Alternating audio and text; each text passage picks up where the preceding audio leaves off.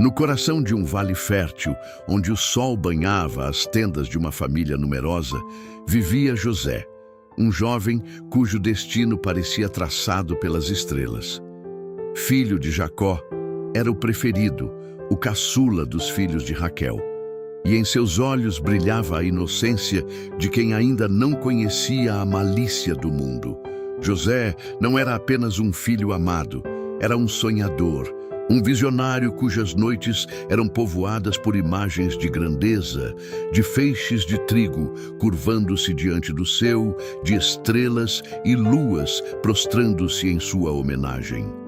Essas visões, embora carregadas de um futuro promissor, eram também a semente de sua desgraça. O contexto familiar era complexo. Jacó, o patriarca, não escondia sua preferência por José, presenteando-o com uma túnica de muitas cores, um símbolo visível de seu amor e da posição especial que o jovem ocupava. Essa túnica, no entanto, não era um manto de honra para os irmãos de José, mas um farrapo que atiçava a chama da inveja em seus corações. Eles viam em José não um irmão, mas um intruso, um usurpador do afeto paterno que por direito deveria ser compartilhado. O que acontece quando a bênção, o dom de sonhar e a preferência paterna se transforma em uma maldição, empurrando um jovem para o abismo da traição? José, em sua juventude e talvez ingenuidade, não percebia a tempestade que se formava. Ele compartilhava seus sonhos proféticos com a família, descrevendo com detalhes vívidos como seus irmãos e até seus pais se curvariam diante dele. Cada palavra era como lenha na fogueira do ressentimento. Os irmãos, já amargurados pela predileção de Jacó, viam nesses sonhos não uma revelação divina, mas a arrogância de um favorito que se via acima de todos. O ciúme, antes uma brasa, transformou-se em ódio declarado. Murmúrios se tornaram sussurros maliciosos e sussurros, planos sombrios. Não podiam suportar a ideia de se prostrar diante daquele que consideravam um insolente.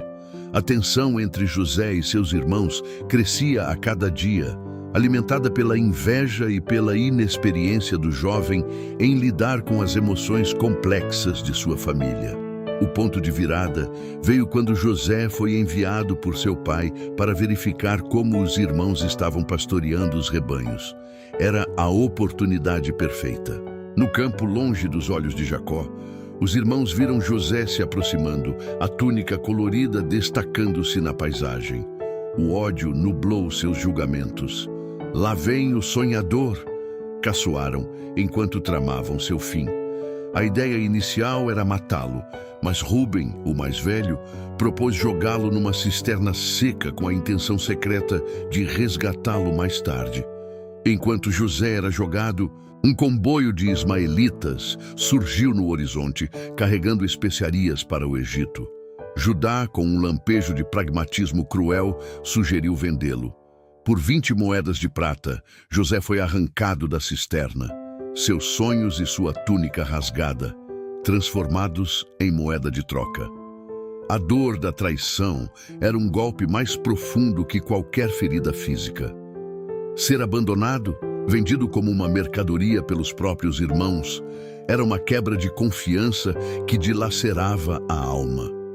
José, atado e arrastado pelos mercadores, sentiu o desespero de ser um estranho em seu próprio sangue, um objeto de desprezo para aqueles que deveriam protegê-lo. A quebra da confiança familiar foi um trauma incalculável, o impacto emocional da venda ecoando em cada passo que o afastava de seu lar. A jornada para o Egito foi longa e árdua, sob o sol escaldante, a cada milha aprofundando a sensação de impotência. José estava sendo levado para um mundo desconhecido e hostil, uma terra de deuses estranhos e costumes alheios. Sua vida, que antes parecia predestinada à grandeza, agora se resumia à escravidão. Em meio ao pó da estrada e ao som dos camelos, uma pergunta martelava em sua mente jovem e perturbada. Onde estava Deus? Por que o silêncio divino diante de tamanha injustiça e desgraça? Como um jovem escravo, sem família, sem esperança, sem poder, sobreviveria em uma terra estrangeira, à mercê de senhores desconhecidos? O futuro de José, um dia tão claro e promissor, agora se apresentava como um vasto deserto de incertezas. No Egito, José, o jovem hebreu vendido como escravo, encontrou-se na casa de Potifar, um oficial de Faraó e capitão da guarda. Longe de sucumbir ao desespero, ele demonstrou uma resiliência notável. Seus olhos, antes cheios de sonhos de grandeza familiar, agora se voltavam para a realidade de sua nova condição, buscando oportunidades de servir com excelência. José não se deixou abater pela adversidade. Pelo contrário, sua integridade e suas habilidades administrativas logo vieram à tona. Ele trabalhava com diligência e honestidade, qualidades que não passaram despercebidas por Potifar. O oficial egípcio, impressionado com a competência e a sabedoria do jovem, rapidamente o promoveu, colocando-o como seu mordomo e confiando-lhe a administração de toda a sua casa e de seus bens. A casa de Potifar prosperou sob a gestão de José, e a bênção de Deus parecia repousar sobre tudo o que ele tocava, mesmo em terras estrangeiras e sob o jugo da escravidão. Apesar das adversidades e da ausência aparente de Deus em sua vida, José manteve sua fé e sua ética inabaláveis, provando que a retidão pode ser tanto uma arma quanto uma fraqueza em um mundo corrupto. A vida de José, no entanto, estava prestes a enfrentar um novo e perigoso teste. A bênção de sua beleza e a admiração que despertava tornaram-se uma armadilha. A esposa de Potifar, deslumbrada pela sua aparência e pela sua postura íntegra, começou a assediá-lo persistentemente. Dia após dia, ela tentava seduzir José, convidando-o a deitar-se com ela. A cada investida, José resistia firmemente, explicando-lhe a gravidade de tal ato. Como poderia eu cometer tamanha maldade e pecar contra Deus e contra o meu Senhor? Ele questionava, demonstrando a profundidade de sua integridade e seu temor a Deus. Sua recusa, porém, não foi recebida com compreensão. A paixão frustrada da mulher transformou-se em fúria. Num ato de vingança traiçoeira, ela rasgou a capa de José, que ele havia deixado em suas mãos ao fugir da tentação, e o acusou falsamente de tentativa de estupro.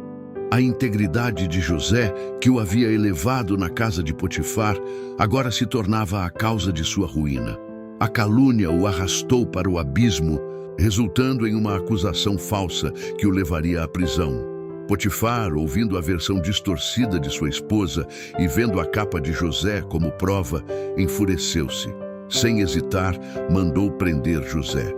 Mais uma vez, o jovem hebreu se viu lançado à escuridão, desta vez nas masmorras do Faraó, um lugar de isolamento e desesperança.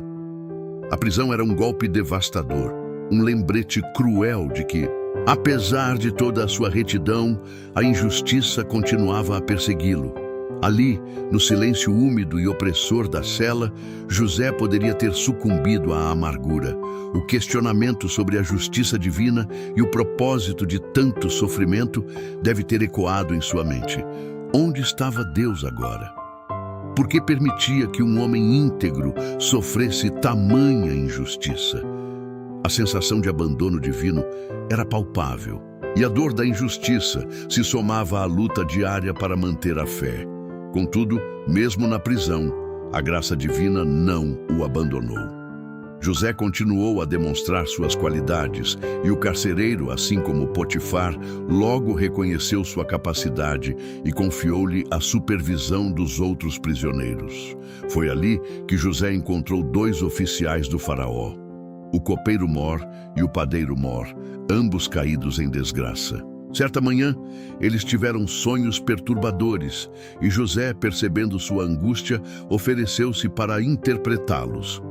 Com a ajuda de Deus, ele revelou o significado. Em 3 dias, o copeiro seria restaurado ao seu cargo, enquanto o padeiro seria executado. Tudo aconteceu exatamente como José havia predito. Antes da partida do copeiro, José fez um pedido sincero. Quando tudo lhe for bem, lembre-se de mim e fale de mim ao faraó, para que eu seja tirado daqui. Uma tênue esperança de liberdade surgiu, dependendo da promessa de um homem que voltaria ao luxo da corte. Será que a promessa seria cumprida? Ou José seria esquecido no fundo da prisão, à mercê dos caprichos da memória humana? A promessa do copeiro, contudo, desvaneceu-se na opulência da corte. Por 2 longos anos, José permaneceu esquecido nas profundezas da masmorra, um período que se estendeu como uma eternidade, testando a resiliência de sua fé e a profundidade de sua paciência. Cada dia era um lembrete do abandono, do silêncio de Deus, que parecia ensurdecedor. O tempo, porém, tecia seus próprios desígnios. A oportunidade para a redenção de José não viria pela lembrança de um homem, mas pela perturbação de um império. O faraó do Egito, em seu sono real, foi atormentado por sonhos enigmáticos e perturbadores. Primeiro, 7 vacas gordas emergiam do Nilo, seguidas por 7 vacas magras e disformes que devoravam as primeiras, mas permaneciam igualmente magras. Depois, 7 espigas cheias e boas nasciam de um só talo, e 7 espigas secas e queimadas pelo vento oriental as devoravam. Ninguém na corte egípcia, nem mesmo seus sábios e magos, conseguia desvendar o significado de tais visões. A angústia do faraó crescia e, com ela, o desespero por uma explicação. Foi nesse momento de crise que o copeiro Mor, subitamente, recordou-se do jovem hebreu na prisão, o homem que havia interpretado seu próprio sonho com tamanha precisão. Enfim, a memória de José foi resgatada do esquecimento. José, então, foi apressadamente tirado da prisão, barbeado e vestido com roupas limpas e levado à presença do faraó.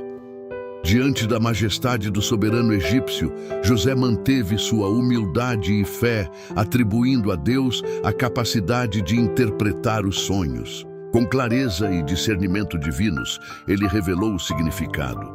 Os 7 anos de vacas gordas e espigas cheias representavam 7 anos de grande fartura para o Egito, enquanto as 7 vacas magras e espigas secas simbolizavam 7 anos de fome severa e devastadora que se seguiriam, consumindo toda a abundância anterior. José não apenas interpretou, mas também ofereceu uma solução prática: que o faraó nomeasse um homem sábio e prudente para supervisionar a coleta e o armazenamento de 1/5 da produção durante os anos de fartura, formando grandes reservas para sustentar a nação durante a fome iminente. A sabedoria e a perspicácia de José impressionaram profundamente o faraó e toda a sua corte. Onde nenhum dos seus conselheiros havia encontrado respostas, um escravo hebreu as apresentava com autoridade e clareza. Reconhecendo nele o Espírito de Deus, o faraó declarou: poderíamos achar alguém como este, em quem haja o Espírito de Deus? E assim, numa reviravolta completa do destino, o homem que havia sido escravo e prisioneiro foi elevado a uma posição de poder sem precedentes. O faraó tirou o anel de seu dedo e o colocou no de José. Vestiu-o com roupas de linho fino, colocou um colar de ouro em seu pescoço e o fez cavalgar em seu segundo carro, proclamando-o governador de todo o Egito. De um calabouço úmido, José ascendeu ao segundo posto mais poderoso do reino, tornando-se o responsável por salvar uma nação inteira. Este foi o clímax impactante de sua jornada, a prova de que o silêncio de Deus era, na verdade, uma preparação meticulosa para um propósito grandioso. Os anos de fartura vieram e se foram, e José, com sua administração impecável, encheu os celeiros do Egito. Em seguida, a fome se espalhou por toda a terra, exatamente como previsto, atingindo não apenas o Egito, mas também as regiões vizinhas, incluindo Canaã. A escassez forçou os irmãos de José a uma dolorosa peregrinação. Eles ouviram que havia alimento no Egito e, sem saber, viajaram para a terra onde seu irmão, o menino que haviam vendido, agora governava. Quando se apresentaram diante de José para comprar grãos, curvaram-se com o rosto em terra, cumprindo, sem saber, os sonhos proféticos de José de muitos anos atrás. José os reconheceu imediatamente, mas manteve sua identidade em segredo, movido por uma mistura de emoções e o desejo de testar o coração de seus irmãos. A tensão do reencontro era palpável. A oportunidade de vingança versus a possibilidade de redenção pairava no ar. José, então, orquestrou uma série de eventos para sondar a mudança em seus irmãos. Acusou-os de serem espiões, reteve um deles como refém e exigiu que trouxessem seu irmão mais novo, Benjamim, de volta ao Egito para provar sua honestidade. Ao longo de várias visitas, ele observou o remorso, a preocupação genuína com seu pai e a proteção que demonstravam por Benjamim, uma prova de que haviam mudado. Finalmente, incapaz de conter suas emoções, José revelou sua verdadeira identidade. Sua voz, embargada pela emoção, ecoou na sala. Eu sou José, vosso irmão, a quem vendestes para o Egito. O choque e o terror tomaram conta dos irmãos, que não podiam acreditar no que ouviam. Mas José, com o coração transbordando de perdão, os tranquilizou. Não vos entristeçais, nem vos zangueis convosco mesmos por me terdes vendido para cá. Porque para a conservação da vida, Deus me enviou adiante de vós. Ele os viu, não como os traidores de seu passado, mas como instrumentos nas mãos de Deus para um propósito maior. O silêncio de Deus não era ausência, mas um processo divino de moldagem e preparação. A reunião da família foi marcada por lágrimas e abraços, a superação da dor e a restauração dos laços rompidos. José trouxe seu pai, Jacó, e toda a sua família para o Egito, onde viveram em paz e prosperidade sob sua proteção. A história de José é um testemunho do triunfo do perdão sobre a vingança, da fé inabalável em meio à adversidade e da compreensão de que, mesmo nos momentos de maior silêncio, Deus está trabalhando, tecendo um propósito maior que transcende nossa compreensão imediata. A redenção de todos os personagens envolvidos culminou em uma profunda lição sobre a providência divina e a capacidade humana de perdoar e recomeçar.